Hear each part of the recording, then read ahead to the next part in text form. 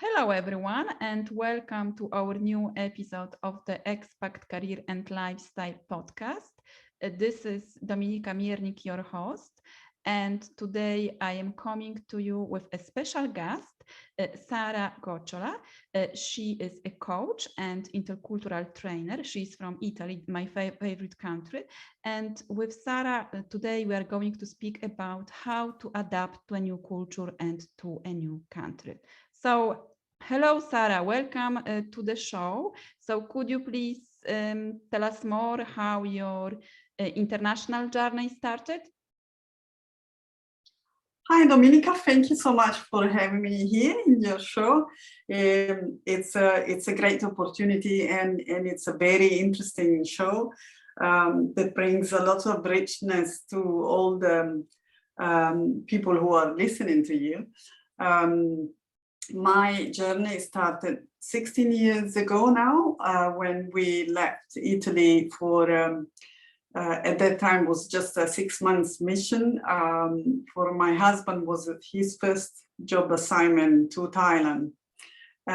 It turned out to be 60 years afterwards, so it changed completely, and it was a very difficult beginning, specifically because of the different cultures.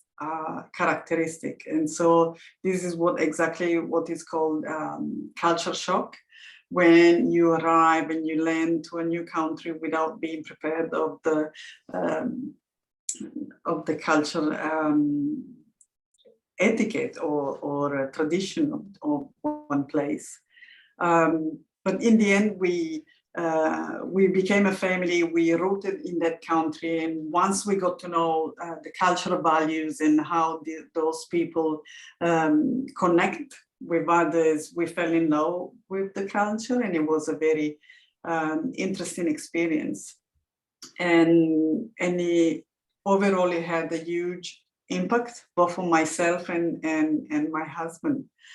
And that was the beginning of our life abroad, which was, it started mainly because we love to experience, and we studied foreign languages, which really gave us the opportunity to travel, not just for leisure, but also being able to work and seek professional opportunities abroad. Fantastic. Yeah. So you moved a lot. So from a short experience, which was supposed to be only for 6 months, your international journey has been now for 16 yeah. 16 years. Yeah. Yes. Yeah, this is usually how we all start. Yeah, with a plan to stay abroad for a few months, maybe 1 year, and then we stay whole life. Yeah, life happens and things change and new opportunities can come along, and you had to embrace it, otherwise it would be difficult to be stuck in one country. So afterwards we were repatriated to Europe, and we spent a couple of years in Italy, back in Italy.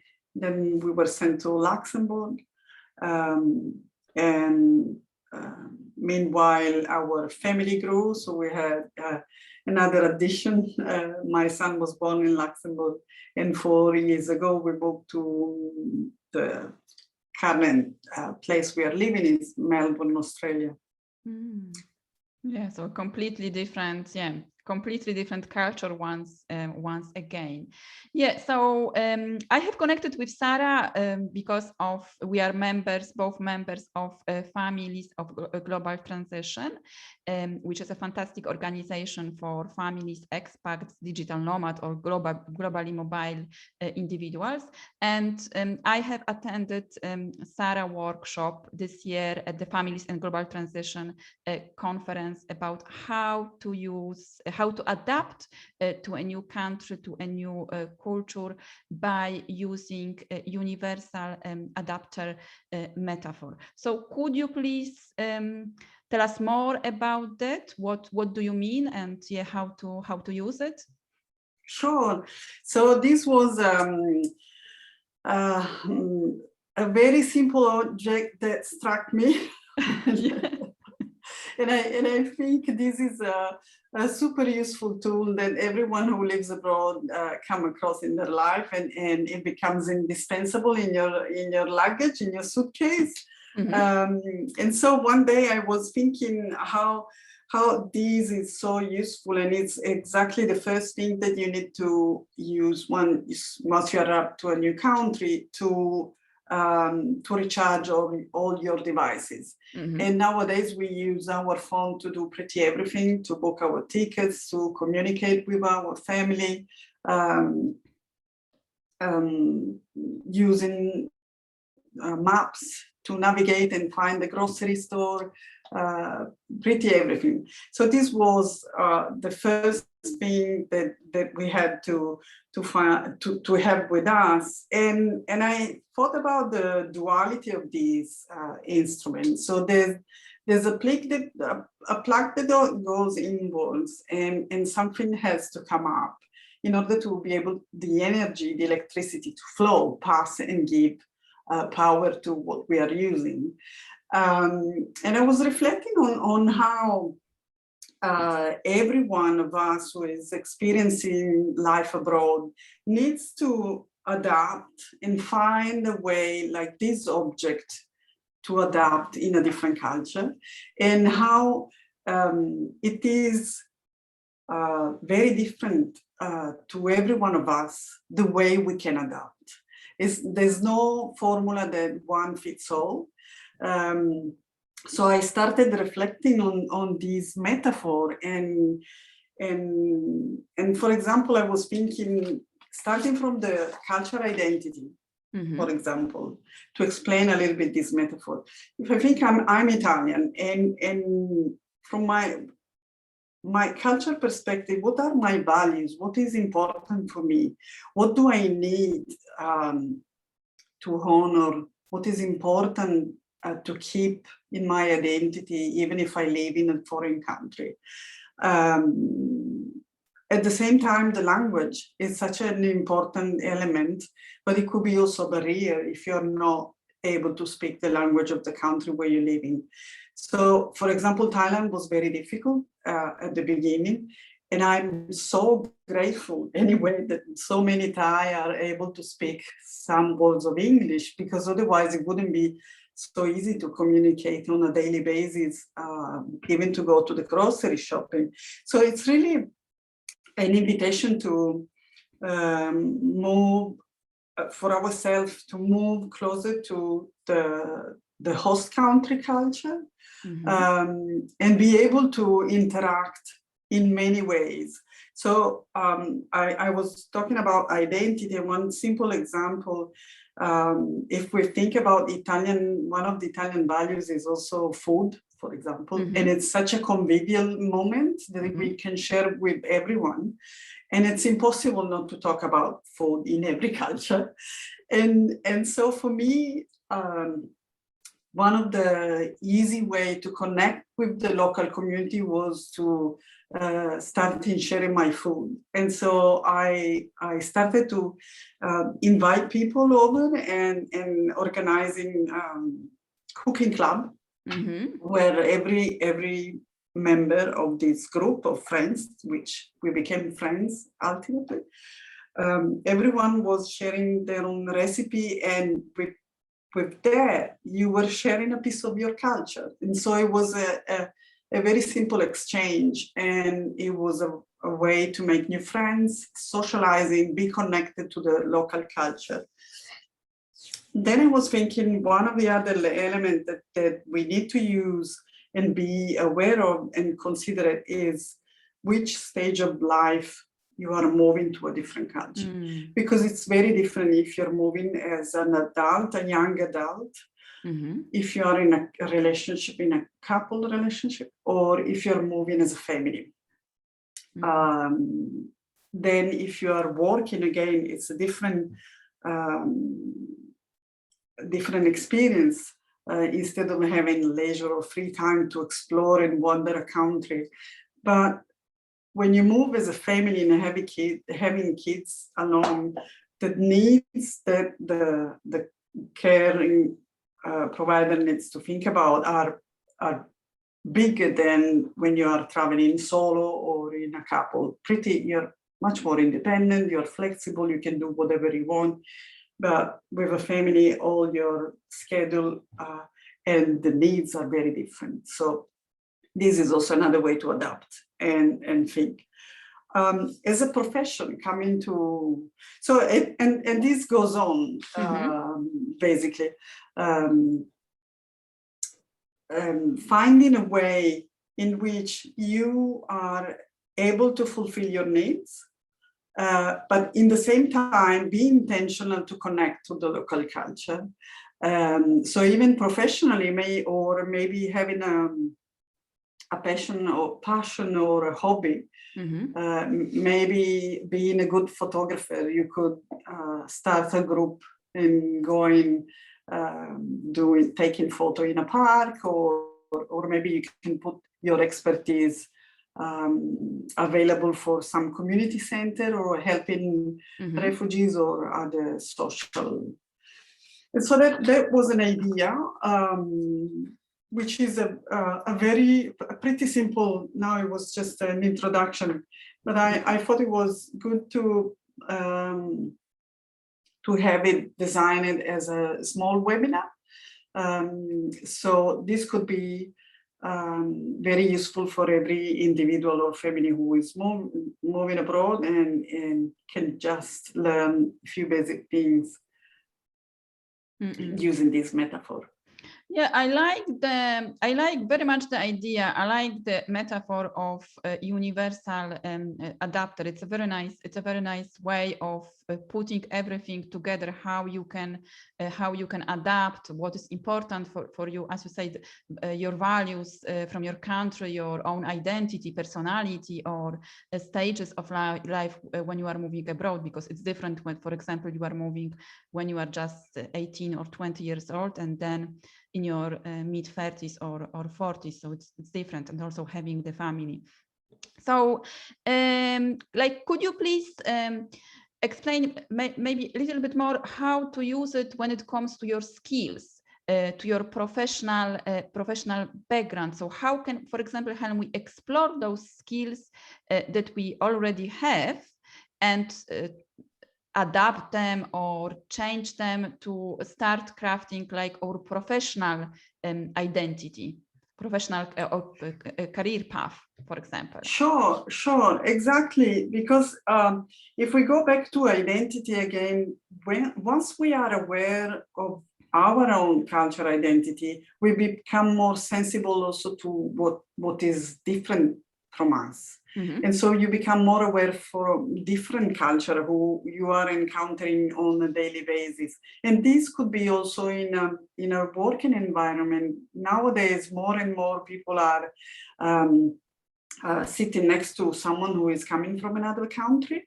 or has been brought up in a different country. Nowadays, many go to study and do university in a different place compared to when they grow up.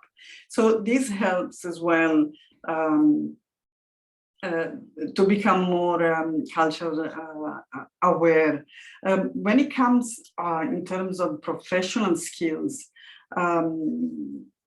one of the exercises that I propose in my webinars is really to do a first skill drill. So just taking a piece of paper and writing down what are our skills and our competencies, what we have done so far, what we have used on a daily basis in our job, but even on personal life. We might be very good at decluttering house, tidy up the library, and then this could be a transferable skill that you can use in any other activity.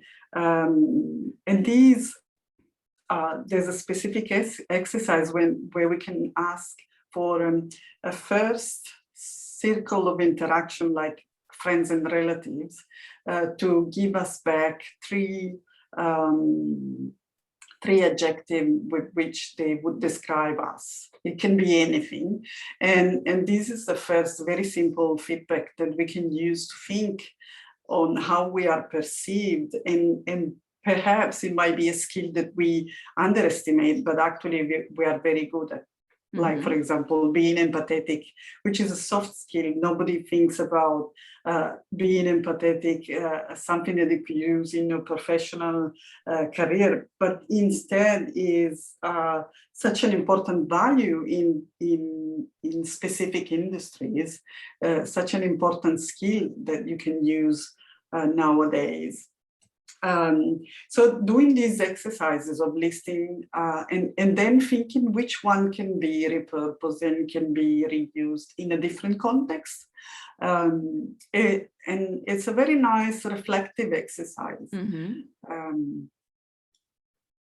it also helps to go match the job search if we are in a new country and we are maybe scanning LinkedIn or magazines where all the job posting are listed. There's a new way to compare CVs, curriculums, what is requested. For example, for the Australian administration, there are specific forms that need to be filled and need to be added to the curriculum, and also specific proof of experience need to be listed, like writing down an essay. So every country has different specialties. Yeah, and yeah, also those, like as you said, like mapping those skills, writing those skills, and it can also help you to reflect. It doesn't have to be like connected to a job, but also like building like a business, online business, or yeah, finding your new calling. So we can also use Absolutely. If we are good at social skills, it can become a very good useful way of helping networking events for like what we're doing for FIGT, which is a not-for-profit, and the best way is to be connected to other people and get to know other skills, people that might be useful to develop a project. So there are many things that we can work on. Yeah. So, so what about you? So, how did you find your calling, and you created between cultures? That was out of one of my reinvention, actually. When we were repatriated to Europe and we arrived to Luxembourg, which is a very small country, but half of the population is foreigner. I really felt the need to help other families in the same situation. At that point, I really understood something important, which was my assets were exactly my personal experiences abroad. So what I've been through up to that moment, I needed to make it available for others. So every new mom having maybe challenges in finding a new doctor for their babies, or how to deliver a baby in a foreign country, not having the same services, even going through all the paperwork, it's something you're not prepared until you are faced with this new necessity. So I realized that my experience could be helpful, could be reorganized. At that point, I decided to retrain. So I went to coaching certification. I became a certified life coach in order to acquire the tools that I could use to help people, because it wasn't my background. I studied foreign languages, and when I left Italy, I was working in the publishing industry, and I was filming recipes, doing multimedia, totally different. Totally different, yeah, totally different path, yeah. Yes, and every country we moved, I found it very difficult to to keep my profession at that time. So I had my reinvention became something constant for me. And because I knew that we were crossing cultures and countries and meeting other people coming from all over the world, I said, I need to be culturally aware of the differences and how these impact our life at school, at home, or in a working environment. And so I did a specific training as well with Anne Copeland, the Interchange Institute, which is also one of the very first actor that made Families in Global Transition Conference so special. And so Between Cultures came out as a small website, so I could give and offer services to individuals and families. And now I am structuring my offer, not just an individual coaching, but also intercultural training. And what I love about these is that everyone that participates to the training brings a piece of the puzzle and makes the whole experience even richer, because you're bringing your own life and your events and experiences to the benefit of the other participants. And reinvention workshops are very interesting. And I decided to launch in 2021 the podcast about reinvention stories. And that's why I connected to you. I was so happy to have your inputs and your insights. Yeah, so a new fantastic project. Yes, that's true, because when we are like moving, we have to like reinvent, think about how to adapt our skills, or maybe do a training as you did, and you completely change your career. You are doing completely something different. So it's like renewing yourself, doing something, thinking about how you can adapt. So like, what was your biggest challenge when you were adapting to a new country? So you mentioned that Thailand was challenging for you. Exactly. So Thailand was very challenging for me at first, for the different cultural values, the different lifestyle. The weather was more or less bearable, even though it's very hot and humid. But that I would say was the pleasant part of living in Thailand. But if I can say, there's a common thread which I share with many women, which are the accompanying spouses when a couple or a family move abroad, is that it's not always easy for both career to continue in the different countries. And especially the women is the one who has to adapt or reinvent. The women who is looking after the kids and have these big, important role of looking after the well-being, the emotional well-being of the whole family,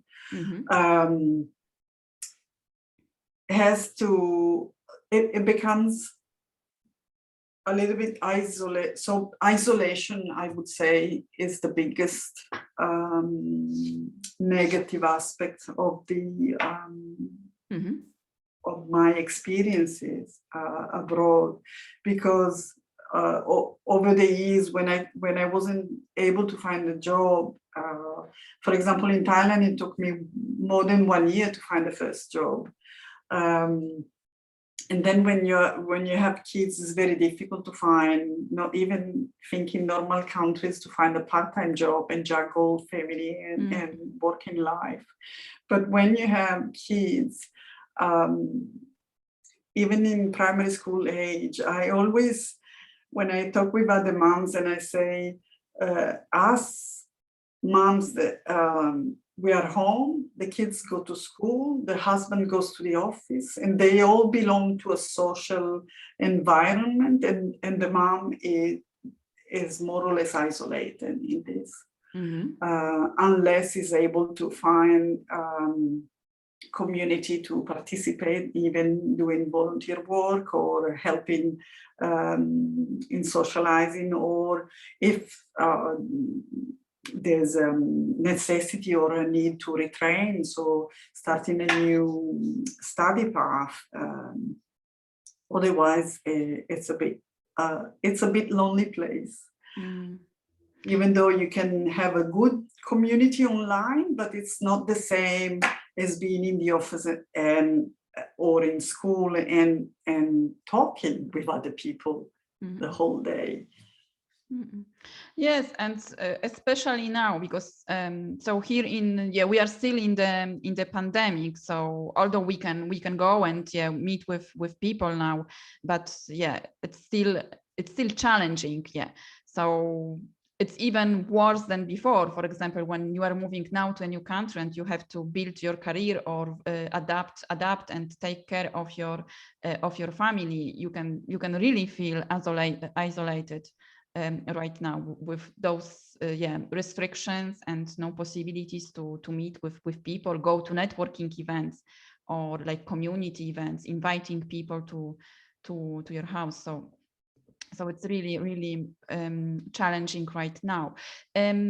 Another challenge that I see, as you said before, also you mentioned this, that when, for example, you are moving with your family and you want to build your career or still work on your career projects or business, it's difficult to manage your time. And this is the most common challenge that I hear from many women who are moving, especially with little babies. So, like, what is your experience with that? Because you are involved in many projects. So, what is like your one best way to manage your time? Let's say.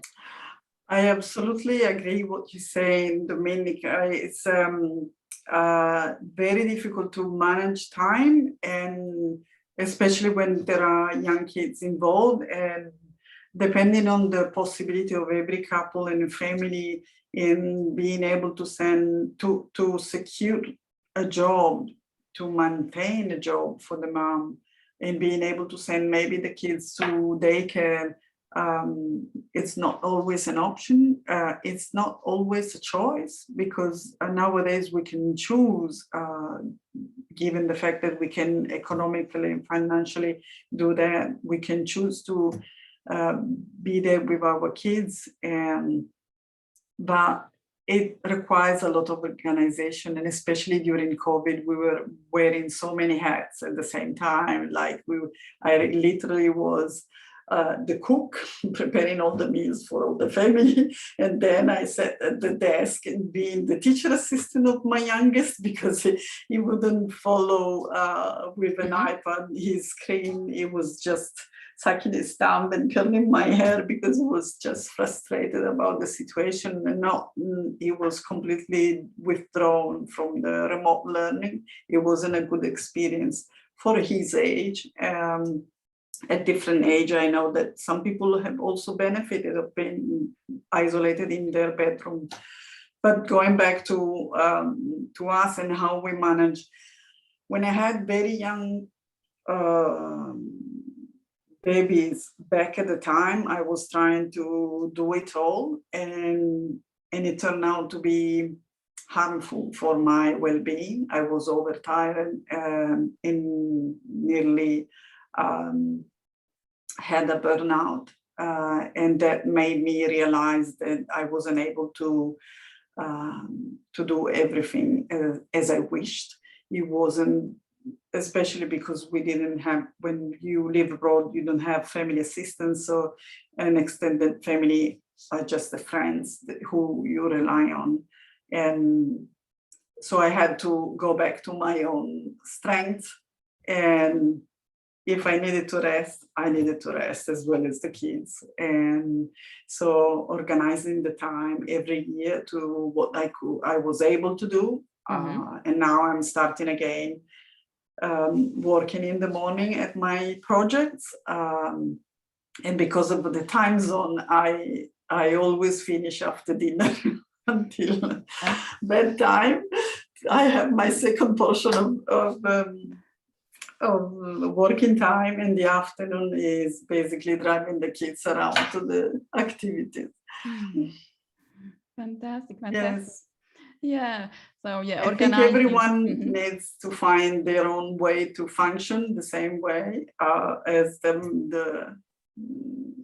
the adapter metaphor. What works for everyone. There are many factors to take in consideration, really planning, being able to organize and prioritizing what is important for the family. And every element of the family has different needs that we need to consider. Exactly. So thank you very much, Sara, for sharing your experience and your tips and resources. So tell us more, what are your plans, projects for the future, and how people can connect with you? Thank you. So yes, now, my biggest project will be launching the Reinvention podcast, where I'm very honored, and I love to hear stories about reinvention, but stories in general about every person has its own amazing life story. So I'm looking for people who would like to be featured and interviewed in the podcast. It's all in the doing, in the making and planning. My website is www.between-cultures.com, where you can find all the services that I offer in terms of training and individual coaching, and on Instagram, basically. Great, great, wonderful. So thank you very much for that. So I will put the information with the show notes, the link to the website, so people can go and connect with you and learn more about Universal Adaptor and explore more how to adapt to a new country. So thank you very much for listening, if you are listening to this episode, or thank you very much for watching. So tell us, what are your learning points from this interview? What steps are you going to take? Or how did you overcome your own challenges when adapting to a new country? So share in the comments, and I will be back soon with another new episode. Thank you very much. Thank you very much, Sara. Thank you, Dominika. Thanks to you. Thanks.